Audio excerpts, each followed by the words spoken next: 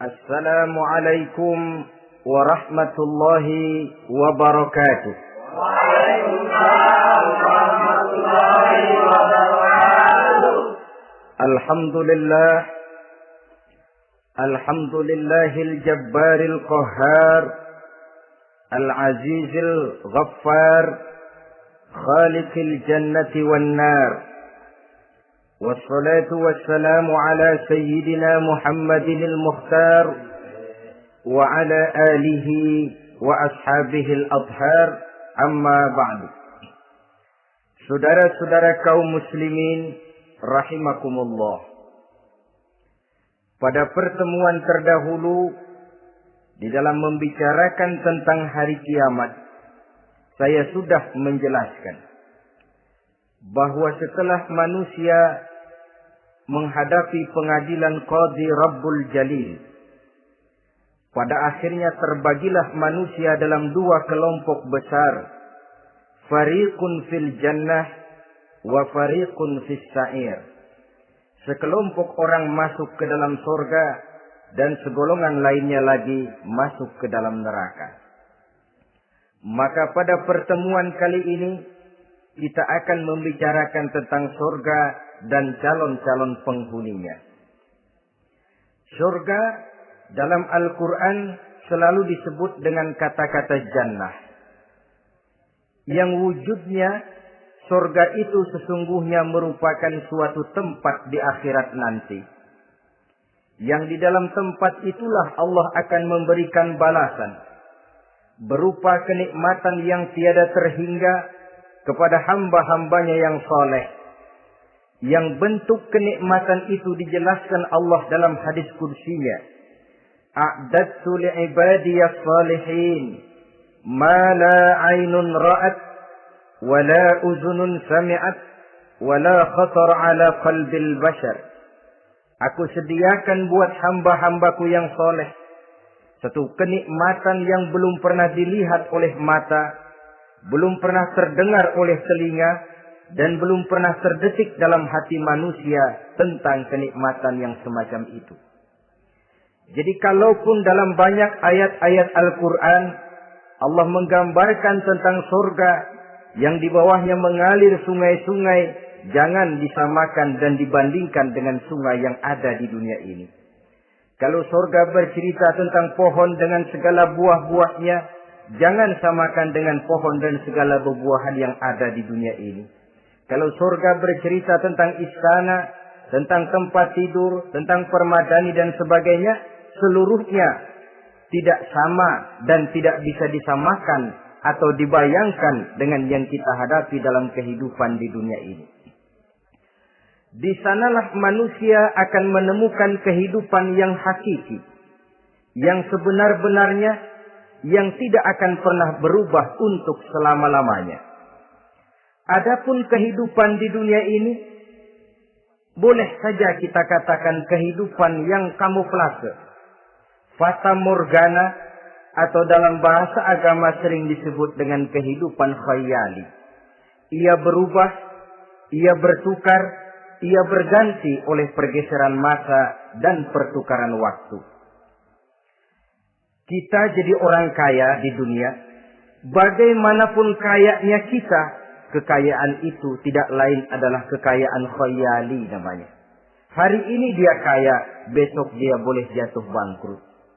Tengoklah orang-orang kaya di dunia ini, yang tidak cuma sekedar memperkaya diri untuk dirinya sendiri saja, tapi kadang-kadang sudah mempersiapkan untuk anak-anaknya, untuk cucu-cucunya, untuk iparnya, untuk besannya, pendeknya untuk seluruh keluarganya.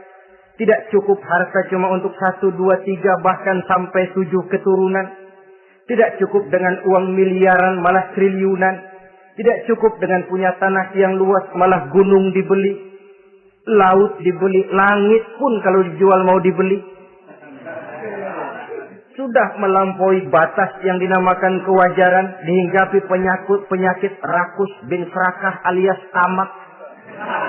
Lalu menghalalkan segala macam cara untuk mencapai harta, padahal itu tidak lebih dari bayangan khayali. Harta yang banyak itu mampukah menolak penyakit yang hendak datang? Harta yang banyak itu, mampukah menahan tumbuhnya uban selembar di atas rambutnya? Harta yang banyak itu, mampukah mencegah sebuah giginya yang hendak permisi? Dan pada akhirnya, harta yang begitu banyak itu, mampukah menolak kedatangan malaikat maut? Sama sekali ternyata tidak. Itulah kekayaan khayali namanya. Karena itu orang yang terbuka mata hatinya, dia tidak hanya mengejar kekayaan khayali ini. Dia mengejar kekayaan hakiki yang terpendam di dalam kepribadian berupa al-akhlakul karimah. Akhlak dan budi pekerti yang terpuji yang menghiasi jiwa dan kehidupannya.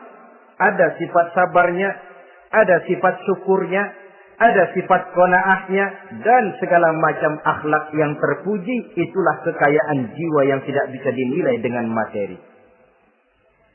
Kita punya pangkat, jabatan, kedudukan tinggi, pangkat apapun di dunia ini, sesungguhnya tidak lebih dari pangkat khayali. Buktinya bahwa dia pangkat khayali, pangkat di dunia ini selalu ada bekasnya.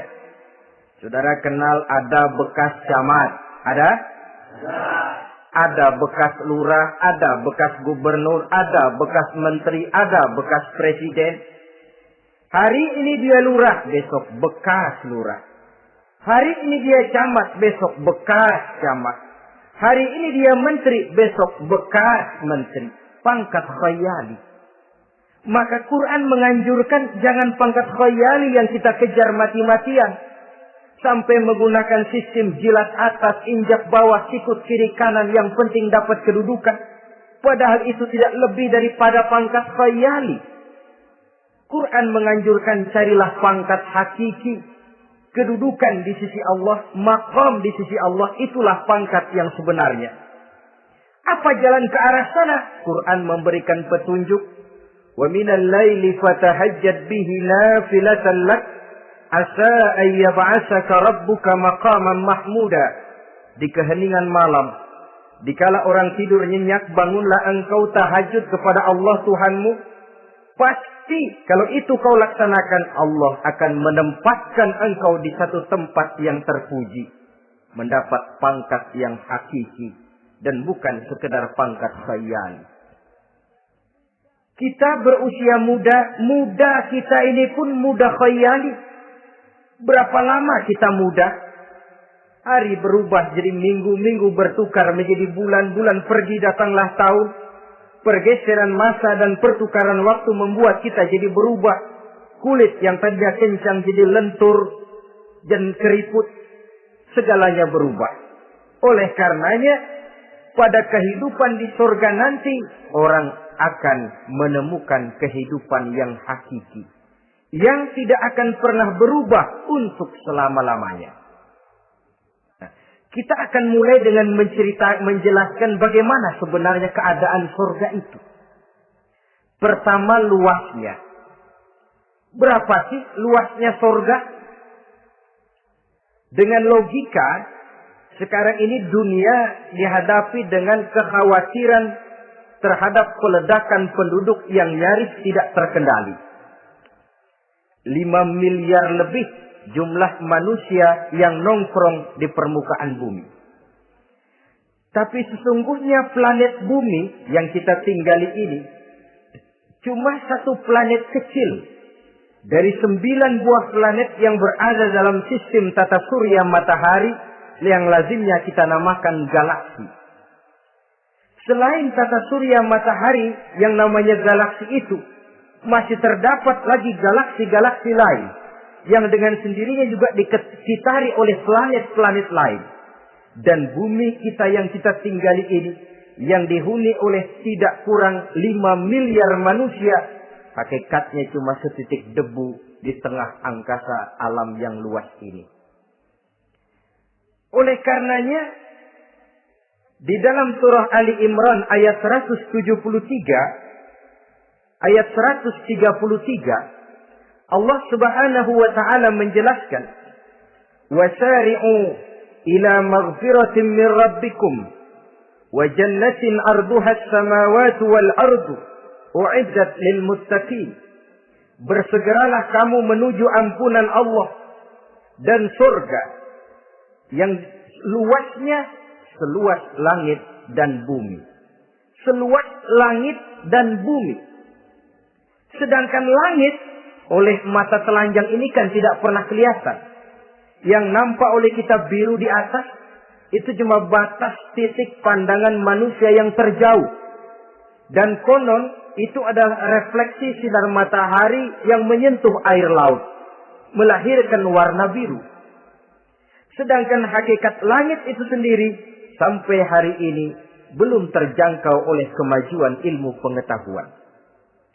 Sejauh-jauhnya manusia pergi baru ke bulan. Mungkin dalam beberapa tahun mendatang dia akan pergi ke planet-planet Mars dan planet-planet lainnya. Tapi itu masih terbatas dalam sistem tata surya matahari atau galaksi kita ini. Belum lagi sampai kepada langit yang pertama. Surga yang disediakan untuk orang-orang saleh ini luasnya seluas 7 lapis langit dan bumi. Jadi saudara tidak usah berpikir khawatir di surga nanti kehabisan kapling. Di dunia ini saja masalah tempat tinggal sekarang ini jadi masalah pelik karena memang peledakan penduduk seiring dengan perkembangan tentang lapangan kerja yang harus disiapkan, sekolah yang mesti disediakan, sarana pendidikan yang harus disiapkan, rumah sakit untuk menjaga kesehatan, dan kompleks betul masalahnya. Tetapi di surga nanti arduhas samawati wal ardh, luasnya seluas 7 lapis langit dan bumi.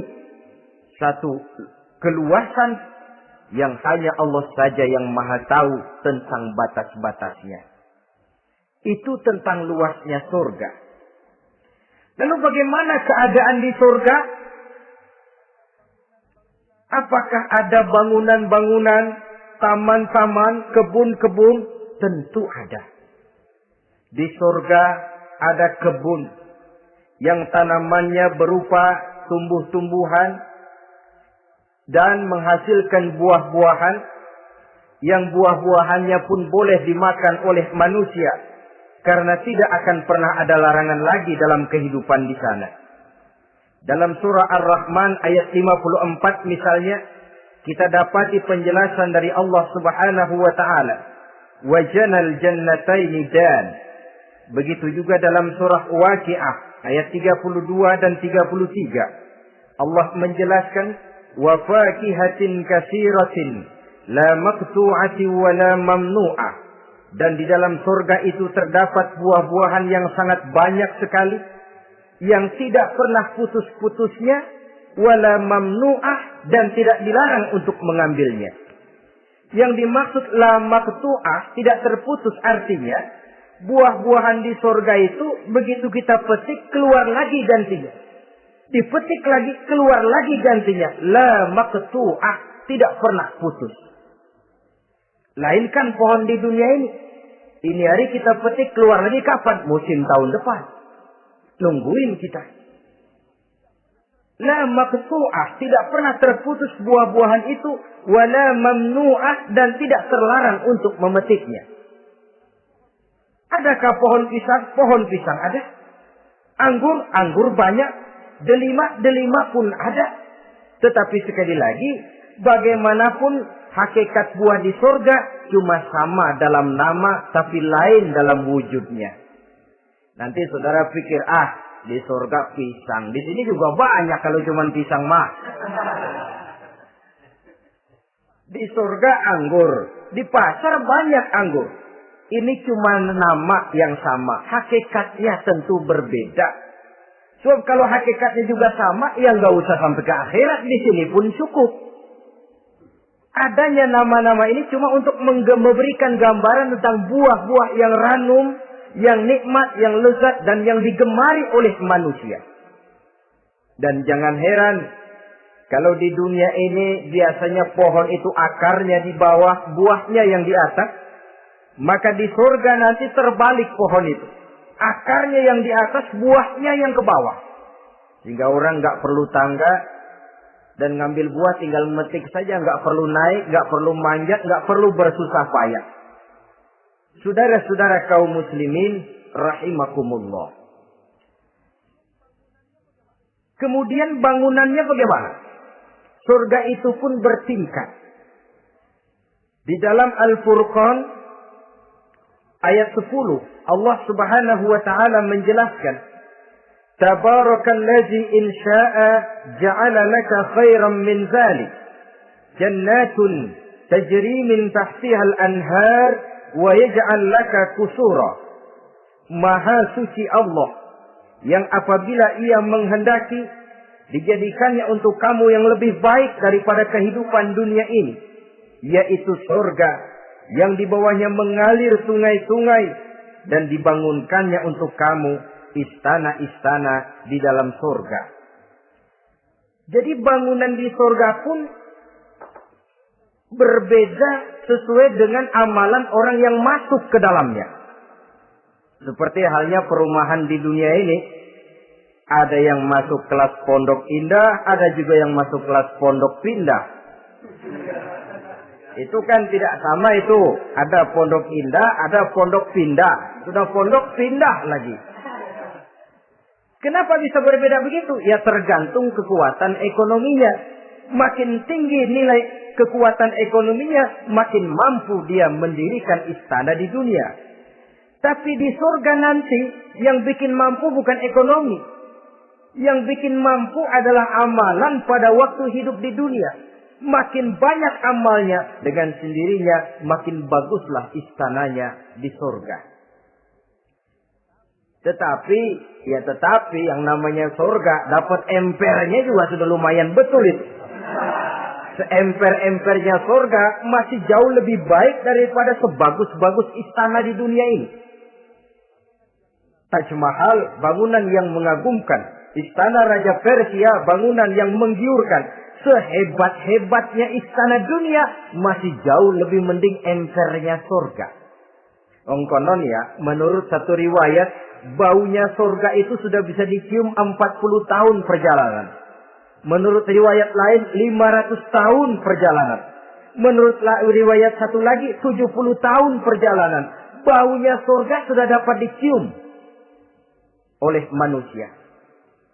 Saudara-saudara kaum muslimin rahimakumullah.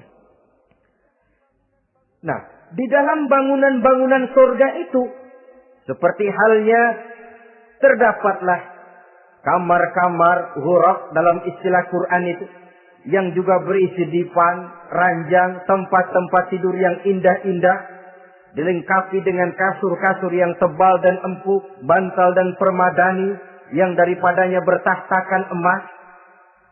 Terulah tempat tidur paling menggiurkan kita zaman sekarang ini yang namanya Dunlopillow atau Alga Spring Bed.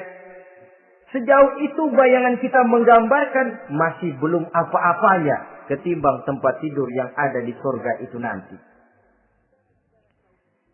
Saudara-saudara kaum muslimin, apakah juga penduduk surga makan, minum, memakai pakaian? Iya.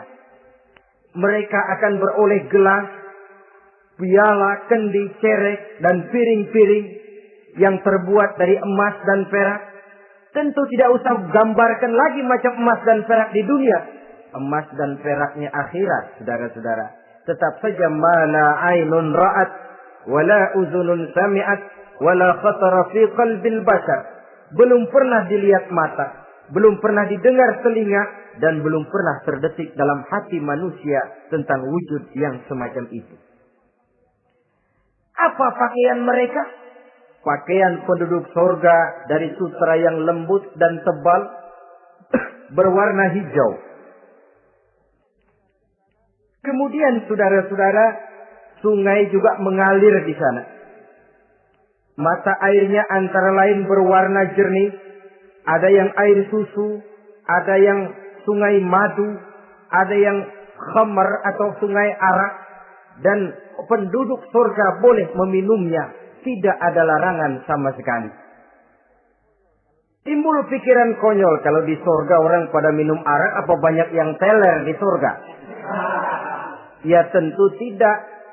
Sebab di sana saya katakan tadi kehidupan yang hakiki. Segalanya diperbolehkan, segalanya dipersilahkan. Nah, lalu untuk masuk ke surga itu apa melalui pintu? Memang melalui berbagai macam pintu. Dan ada pintu-pintu khusus yang tidak boleh dimasuki orang lain. Sayyidina Abu Bakar Siddiq radhiyallahu an pernah bertanya tentang hal itu kepada baginda Nabi. Ya Rasul, apakah di surga ada pintu-pintu khusus? Ada, Abu Bakar. Ada di dalam surga itu pintu yang namanya Rayyan. Tidak boleh masuk ke pintu itu melainkan orang-orang yang puasa. Orang-orang yang rajin puasa, mereka akan masuk ke surga melalui satu pintu yang dinamakan Babur Rayyan atau pintu Rayyan. Ada pintu jihad yang masuk lewat itu hanya mereka orang-orang yang waktu di dunia sepanjang hidupnya berisi jihad, menegakkan dan meninggikan kalimat Allah.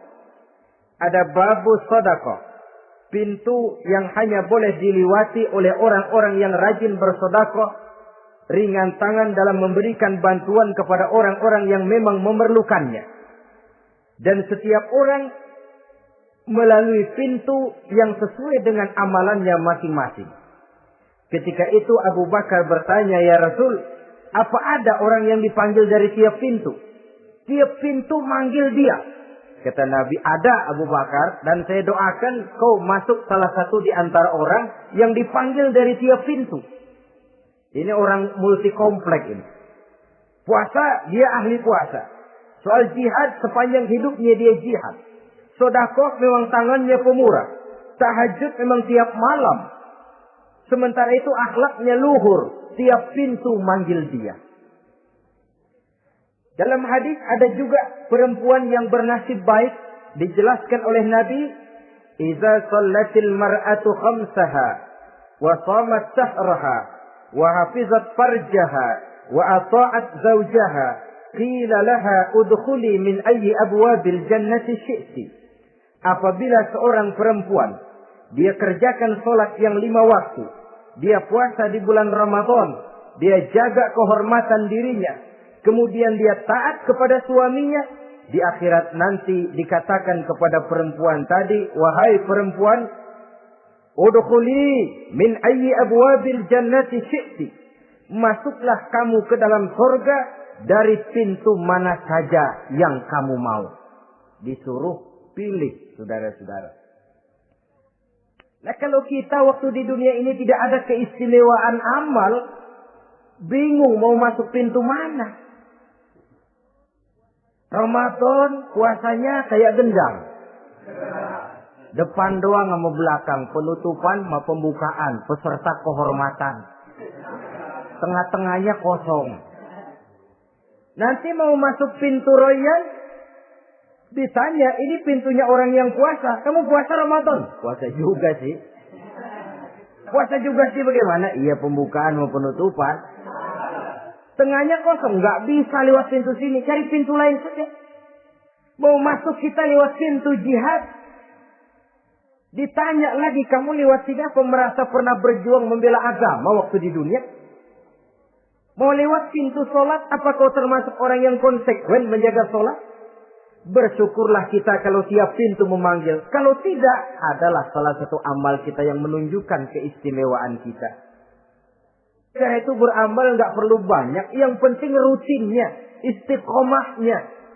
Ahabbul a'mali indallah adwamuha wa in qalla. Amalan yang paling dicintai Allah yang dikerjakan secara tuntas walaupun tidak banyak. Saudara baca ayat Quran nggak banyak, satu malam cuma 3 ayat, tapi rutin tiap malam 3 ayat, tiap malam 3 ayat. Itu lebih dicintai Allah daripada sekali ngaji 1 juz, terus 3 bulan nggak ngaji-ngaji. Lebih baik yang sedikit-sedikit ini tapi rutin, dia akan menjelma menjadi amalan yang banyak daripada sekalinya banyak lalu ke belakangnya malah tidak ada sama sekali. Hendaknya ada amalan-amalan kita yang menunjukkan keistimewaan dan kelak akan menjadi pintu yang kita tempuh di surga nanti. Apabila kita sudah melalui pintu-pintu surga itu dan tinggal di dalamnya, dengan pakaian, dengan perhiasan, dengan makanan dan minuman sebagai yang saya sebutkan tadi, maka kita pun dalam kehidupan di sana akan dilayani oleh pelayan-pelayan muda. Yatufu alaihim wildanun mukhalladun. Pelayan-pelayan yang muda itu keliling melayani apa keperluannya dan tidak pernah tua pelayan itu, sebagaimana kita pun tidak akan pernah tua. Pendeknya sudah jadi king of king di surga ini. Jadi raja di raja. Fasilitas serba cukup, apa yang kita mau tersedia, tidak ada larangan dan pelayan seperlunya diberikan kepada kita. Nah, bagaimana keadaan penduduk surga? Dari Imam Turmuzi dijelaskan satu hadis, berkata Hasan al-Basri, ahlul jannati kulluhum abna'u salasa wa salasin sana. Mereka rata-rata orang-orang muda penduduk surga itu. Umurnya tidak lebih 33. Ya, muda-mudanya, cakep-cakepnya, ganteng-gantengnya. Pantas kalau satu hari ada perempuan tua menghadap Rasul. Ya Rasul, saya ahli ibadah. Saya beriman kepada Allah. Saya cinta kepada Islam. Apakah saya akan masuk surga ya Rasul? Nabi senyum. Enggak bu, nenek-nenek enggak masuk surga. Itu perempuan nangis sejadi-jadinya. Ya Rasul, kalau gitu sia-sia tahajud saya. Sia-sia puasa saya. Sia-sia segala macam ibadah saya. Nenek-nenek enggak masuk surga ya Rasul. Sayang benar segalanya ini. Rasul kemudian menghampiri perempuan tadi. Bu, kalau yang ibu bilang itu benar, ibu masuk surga. Cuman di sana ibu balik muda lagi. Kulit nggak kempot kayak begitu. Rambut nggak putih macam begitu. Ibu nanti di surga bakal jadi muda lagi. Salasa wa salasin. Umur 33 tahun. Rata-rata seluruh penduduk surga umurnya begitu. Tidak ada yang tua, tidak ada yang anak-anak, tidak ada yang remaja, rata-rata segitu. Nah, lalu bagaimana? Di surga hati mereka menjadi satu. Di antara sesama penduduk surga. Tidak ada yang iri hati, tidak ada yang punya sifat dendam. Itu keadaan di surga. Walaupun bertetangga, yang satu bisa mengunjungi yang lain, yang satu bisa nengokin yang lain. Tapi tidak ada sifat iri hati dan dengki. Tidak ada yang satu datang ke tempat saudaranya di surga. Loh, kapling lo lebih luas dari gua. Ini nggak ada Tuhan. Tidak ada. Semuanya hati sudah menjadi satu. Tidak ada dendam, tidak ada iri hati. Kan jauh bedanya dengan kehidupan di dunia ini toh. Kadang-kadang di dunia ini begitulah romantikanya. Kita melarat, disuraki orang. Kita sedikit kaya, diselidiki orang. Ada saja yang iri, ada saja yang hasut. Dan selalu mencari cara untuk menjatuhkan kita. Di surga, hal semacam itu tidak akan kita temui. Orang tidak punya sifat iri hati dan dendam. Lalu bagaimana lagi keadaan penduduk surga itu? Mereka selalu merasa senang dan bahagia. Tiap hari, tiap saat yang dirasakan cuma itu saja. Tidak diselingi seperti kehidupan di dunia ini. Di mana senang berseling dengan susah, bahagia berganti dengan derita. Ada senyum bahagia, ada tangis menahan derita. Itu romantika kehidupan di dunia. Di akhirat itu tidak akan pernah ditemui dalam surga nanti. Orang selalu merasa senang karenanya di sana tidak ada keluh kesah. Tidak ada orang yang murung. Tidak ada orang yang narik nafas panjang sambil menghitung bintang di langit. Selalu merasa senang dan selalu merasa bahagia. Lalu bagaimana kondisi fisik mereka? Di surga tidak ada orang yang cacat. Baik ia cacat rohani ataupun cacat jasmani. Seperti yang kita temui di dunia ini, ada saja cacatnya. Kadang-kadang jasmani sehat, rohaninya sakit. Kadang-kadang rohaninya bagus, jasmaninya cacat. Di surga, orang sempurna, komplit, cukup. Tidak ada yang cacat rohani ataupun yang cacat jasmani. Kalau dalam kehidupan di dunia ini mereka cacat, bagaimana? Mereka akan utuh dan sempurna apabila masuk ke dalam surga. Dan di surga, sungguh pun mereka makan, sungguh pun mereka minum, mereka tidak akan pernah buang air. Baik air besar maupun air kecil. Sebab kalau makan dan minum di surga harus buang air, tentu malaikat harus menyediakan WC. Dan kalau surga sudah ada WC, tentu tinja yang repot. Saudara-saudara kaum muslimin, tidak buang air, juga tidak buang angin. Dan tidak sakit. Tidak terkena penyakit. Penyakit apapun namanya, sudah di surga itu daerah bebas penyakit. Jadi barangkali kalau keluar ke halaman surga nggak pakai baju masuk angin, tidak. Sebab di sana repot nyari duit kerokan. Segalanya sempurna, segalanya cukup. Lalu bagaimana kalau tiap saat mereka makan, tiap saat mereka minum tapi tidak buang air? Konon keringat yang keluar dari mereka, tubuh mereka. Dan keringat yang keluar itu mengandung bau kasturi yang amat sangat harum baunya. Saudara-saudara, kemudian penduduk surga itu oleh Allah diberikan teman hidup yang namanya bidadari. Makhluk Allah yang teramat sangat cantiknya, yang tidak bisa kita bayangkan macam apa cantiknya. Barangkali kalau kita menonton film, kita kagum dengan bintang-bintang film kenamaan yang cantiknya selangit. Itu mah belum ada seujung kukunya dari para bidadari. Mereka dalam Quran disebut azwajun mutahharah, istri yang disucikan. Apa pengertian suci di sini? Belum pernah tersentuh sebelumnya, baik oleh manusia, baik oleh jin, baik oleh malaikat sekalipun. Jadi memang orisinil, build up dari sononya belum kepake. Khusus untuk manusia yang masuk surga. Belum pernah kepegang sama manusia. Jangankan manusia, jin dan malaikat saja belum pernah megang. Lahirkan di dunia sekarang ini kita mau cari barang orisinil sudah repot.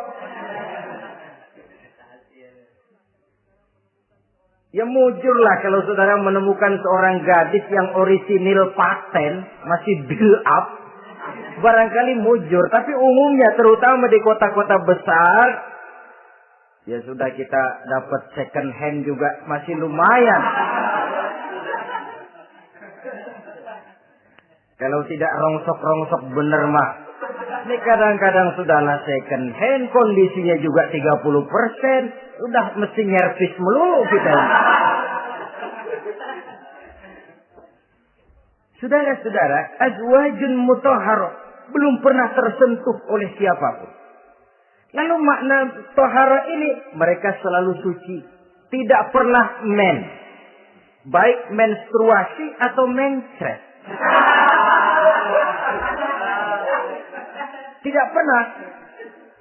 Nah kalau perempuan kita, istri-istri kita di dunia ini kan 1 minggu dalam sebulan terkena dapat fasilitas dia untuk tidak sholat, untuk tidak ibadah, masa haid itu. Perempuan di surga yang namanya bidadari tidak akan pernah mengalami haid. Lalu apalagi keistimewaannya? Selalu perawan. Tidak pernah janda. Walaupun tiap hari dipakai, habis dipakai perawan lagi. Saudara-saudara yang saya hormati, itu diperuntukkan untuk penduduk-penduduk surga. Nah itu laki-laki itu. Iya, kalau perempuan bagaimana? Satu riwayat menjelaskan mereka akan menjadi ratu di surga. dengan segala kenikmatan yang juga tidak pernah mereka bayangkan sebelumnya. Riwayat lain menjelaskan bahwa mereka juga akan berkumpul dengan suami, istri, dan anak-anaknya jikalau mereka memang orang-orang soleh. Ada juga riwayat lemah menjelaskan bahwa mereka akan mendapat bidadara istilahnya. Saudara-saudara kaum muslimin rahimakumullah. Pendeknya surga dan seluruh kenikmatan yang ada di dalamnya tidak pernah mata melihat, belum pernah telinga mendengar, belum pernah terdetik dalam hati manusia. Oh, di surga begini kali ya. Berbeda dengan itu. Oh, bidadari begini kali ya. Kalau masih begini kali ya, masih bisa dibayangin. Ini sudah nggak bisa dibayangin. Jadi nggak usah begini ya begitu ya. Saudara-saudara, apabila orang sudah masuk ke dalam surga, bertemu dengan sesama teman waktu di dunia, surah At-Tur menjelaskan ayat 25-26, wa aqbala ba'dhum 'ala ba'di yatasaalun qalu inna kunna qablu fi ahlina musyrikin famanna Allahu 'alaina wa waqana 'adzabas samum. Apabila mereka telah masuk ke dalam surga, sebagian yang lain berkunjung kepada sebagian yang lain. Cara kita belah sono, ini teman kita dulu waktu di dunia, yuk samperin yuk. Ba'duhum ala ba'di yatasaalun, saling tanya menanya. Kalau istilah kita, sampai juga kemari? Iya. Saya waktu di dunia dulu sebenarnya sudah khawatir takut mendapat azabnya Allah. Tapi Allah memberikan karunia kepada saya diselamatkan dari azab, dari mara bahaya neraka, sampailah saya ke dalam surga ini. Alhamdulillah. Bagaimana kabarnya ente? Alhamdulillah saya juga sampai ke surga ini. Si fulan bagaimana? Nyangkut kali dia mah di neraka. Yatasaalun, saling tanya menanya hal ihwal dan keadaan mereka.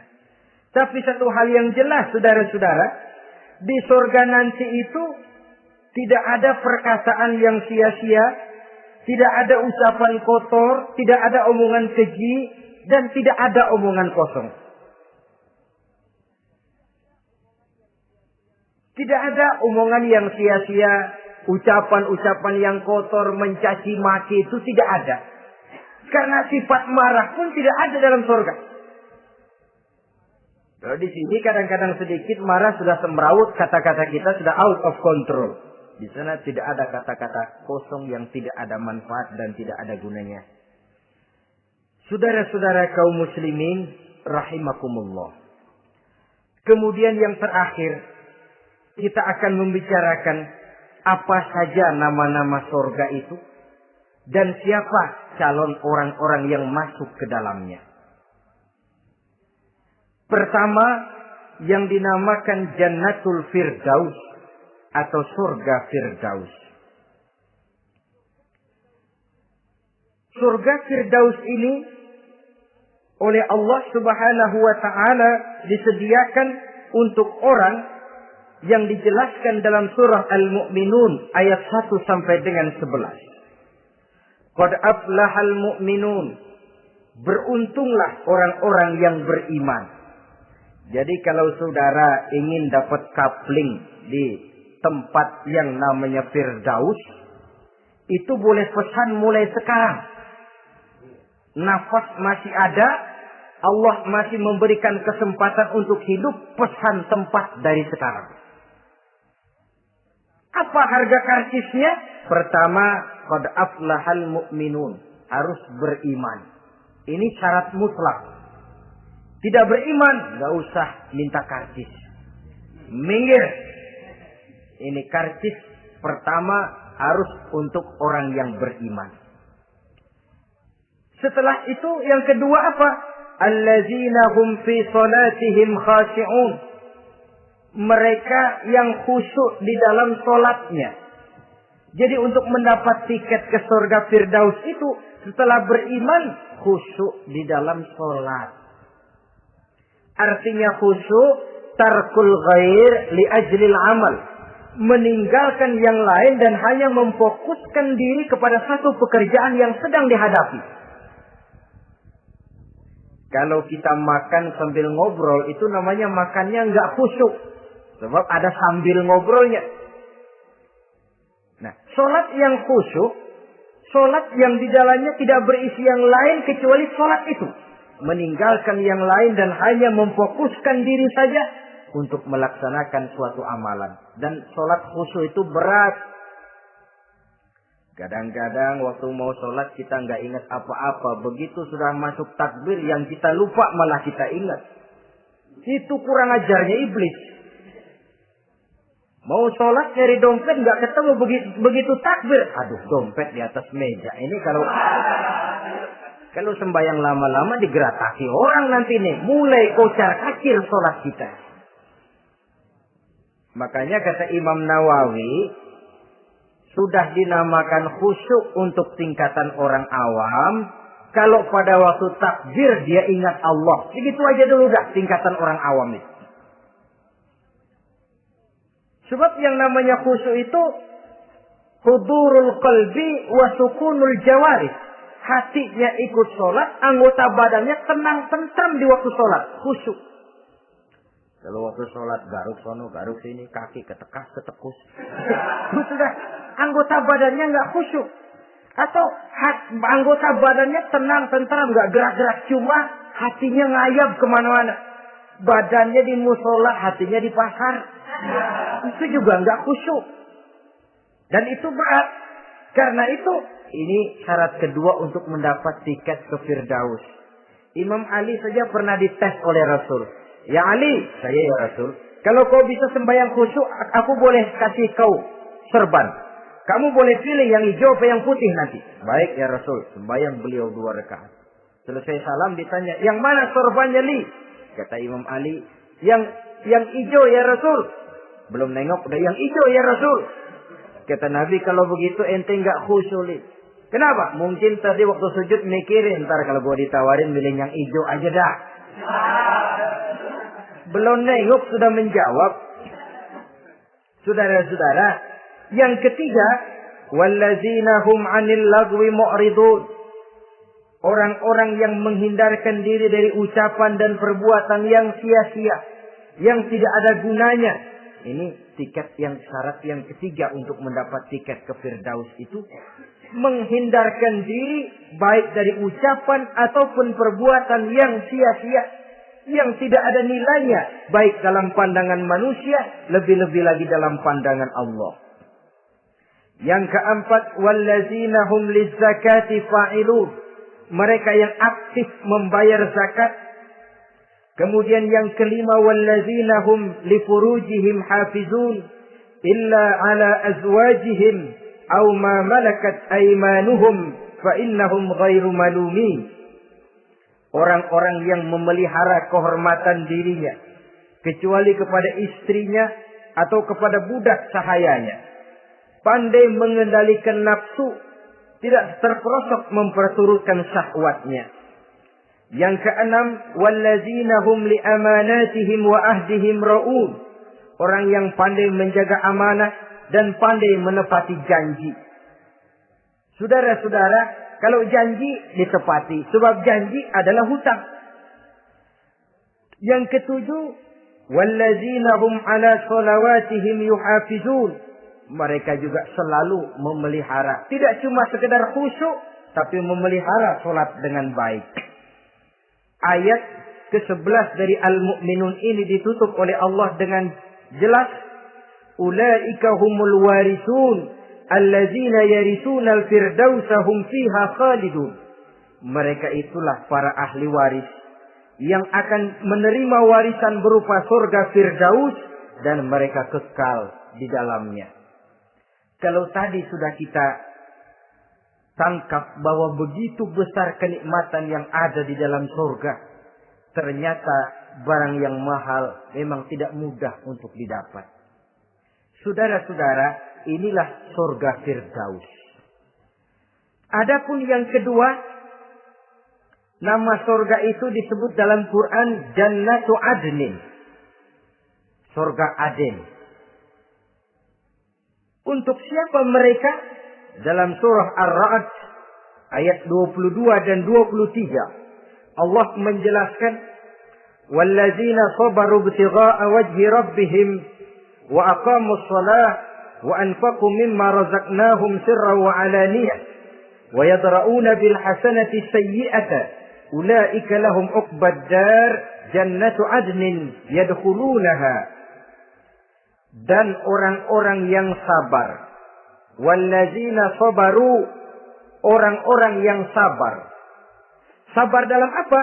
Ibtigha'a wajhi rabbihim, dalam menuntut keridhaan Allah. Sabar dalam mencari keridhaan Allah. Sujud mencari keridhaan Allah, sabar. Puasa mencari keridhaan Allah, sabar. Melaksanakan segala macam ibadah untuk mencari keridhaan Allah, sabar. Ini syarat untuk mendapat tiket ke surga Aden nanti. Jannatu Adnin. Sabar dalam mencari ridho Allah. Apalagi di zaman sekarang katanya persaingan hidup makin tajam, lapangan kerja makin sulit, mental hipokrit makin merajalela, golongan munafik alias bunglon ada di mana-mana. Kalau nemplok di daun kuning, warnanya kuning. Hingga di daun hijau, dia jadi hijau. Nempel di dahan coklat, jadi coklat. Menjilat ke sana kemari. Bukan untuk mendapat ridho Allah kadang. Tapi untuk mendapat ridho atasannya. Mendapat restu atasannya. Ini kan realita dalam kehidupan.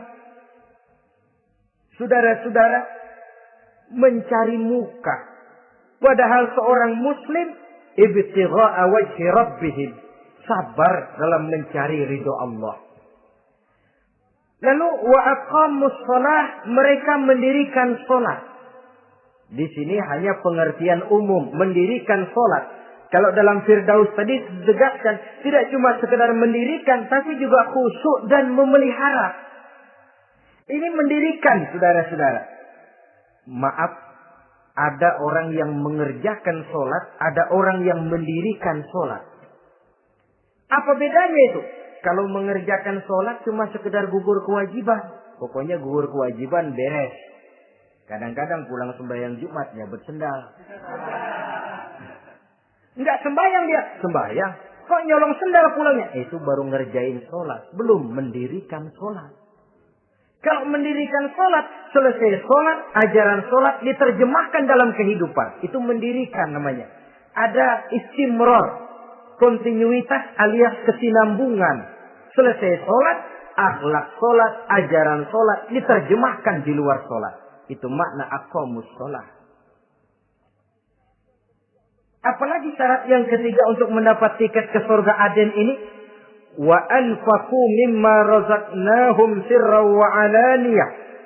Menginfakkan, membelanjakan di jalan Allah rezeki yang diberikan kepada mereka, baik terang-terangan maupun sembunyi-sembunyi. Maka sedekah itu terang-terangan baik, sembunyi-sembunyi juga baik kalau niatnya ikhlas karena Allah. Terang-terangan baik. Kenapa? Untuk merangsang orang lain supaya berbuat seperti kita. Bukan untuk dipuji. Bukan untuk mendapat ria.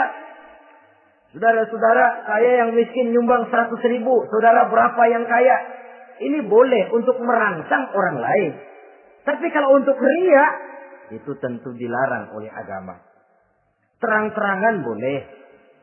Sembunyi juga boleh. Bahkan itu yang dianjurkan oleh Nabi. Tangan kiri tidak tahu apa yang diberikan oleh tangan kanannya. Saudara-saudara, lalu yang keempat, wa yadra'una bil hasanati sayyi'ata. Mereka menolak kejahatan dengan kebaikan. Dia hanya tidak berteriak-teriak tentang kemiskinan, tapi melakukan usaha bagaimana mengatasi kemiskinan. Dia tidak hanya berteriak dengan mengemukakan berbagai macam kemunkaran, tapi mengimbanginya dengan menanamkan segala macam kebajikan. Seperti sekarang ini tuh. Air saja kalau cuma dibendung tapi tidak disalurkan kan ngebludak, jebol bendungan. Kita cuma teriak anak-anak muda dihantam oleh kebudayaan barat yang merusak moral. Tapi mana kebudayaan Islam kita? Gak pernah kita timbulkan. Musuh kita adalah kemiskinan dan kebodohan, jelas. Tapi apa langkah ekonomi yang kita lakukan untuk mengatasi kemiskinan? Dan bagaimana upaya kita meningkatkan mutu pendidikan? Kadang-kadang yang mutunya baik, mahalnya nggak kejangkau oleh lapisan rakyat yang di bawah, menengah ke bawah ini. Itu yang jadi problem. Orang yang mendapat tiket ke surga Adnan ini, mereka menolak kejahatan dengan mengimbanginya, melakukan kebajikan. Tidak cuma teori, tidak cuma propaganda, tapi ada langkah konkret. Bahwa untuk membentengi kemaksiatan harus diperbanyak munkar. Untuk mengimbangi segala macam perbuatan durjana harus dikembangkan majelis taklim pesantren, menghidupkan akhlak Islamiyah dalam kehidupan sehari-hari. Wa yadra'una bil hasanati sayyi'ah. Orang semacam itulah yang akan mendapat tiket ke surga Aden atau Jannatu Adnin nanti. 2. Adapun surga yang ketiga dinamakan Jannatun Naim. Surga Naim. Naim mengandung arti penuh kenikmatan. Tiketnya sederhana saja. Al-Qalam ayat 34. Inna lil muttaqina inda rabbihim jannatun naim. Sesungguhnya bagi orang-orang yang bertakwa kepada Allah, mereka akan mendapat balasan berupa Jannatun Naim. Surga Naim namanya. Jadi tidak banyak untuk mendapatkan surga Naim ini, cuma takwa. Cuman takwa yang jadi banyak. Apa itu takwa? Sekarang ini kan takwa jadi lalap. Dan orang sering menggunakan istilah agama di zaman sekarang ini untuk maksud yang tidak sama dengan maksud agama. Padahal takwa ini jelas. Sebelum Islam datang ke Indonesia, kita orang Indonesia tidak kenal kata-kata takwa. Maka kalau harus menggunakan kata takwa, pengertiannya harus dikembalikan kepada pengertian Islam. Ini sih enggak. Orang yang mana aja kalau dilantik bertakwa kepada Tuhan yang Maha Esa, bertakwa, sampai membleh tuh beda. Bertakwa. Tapi kalau sudah megang jabatan, kadang-kadang takwa ngalor dia ngidul. Tidak relevan lagi. Lalu apa sih yang namanya takwa itu? Sederhana saja. Imtisalul awamir wajtinabun nawahi. Itulah takwa. Melaksanakan segala yang diperintah, menjauhi yang dilarang, itu takwa. Menjalankan perintah dengan meninggalkan larangan, apa bedanya? Kalau melaksanakan perintah boleh sesuai dengan kemampuan, tapi menjauhi larangan mutlak. Laksanakan perintah Allah sesuai dengan kemampuanmu, tapi tinggalkan larangan Allah mutlak.